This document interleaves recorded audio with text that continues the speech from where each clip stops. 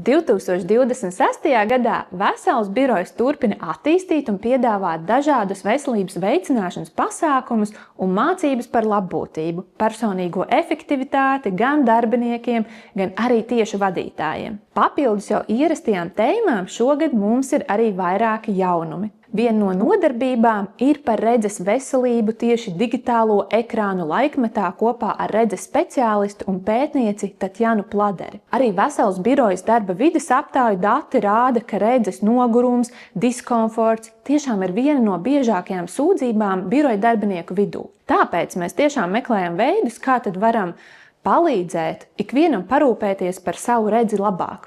Vēl viens jaunums ir nodarbības par kafiju ar kafijas pētnieci Ilzi Laukalēju Broku. Kafija ir tik tiešām viens no mūsu iemīļotākajiem, bet bieži vien arī tādiem mītu apvītākiem dzērieniem. Šajās īsajās nodarbībās un webināros runāsim par to, kā kafija ietekmē mūsu pašsajūtu, veselību, koncentrēšanās spējas, kā arī otra nodarbība ir par garšas niansēm un dažādām pagatavošanas metodēm. Šo nodarbību klātienē ir iespējams apvienot arī ar kafijas gatavošanas meistarklasu un degustāciju.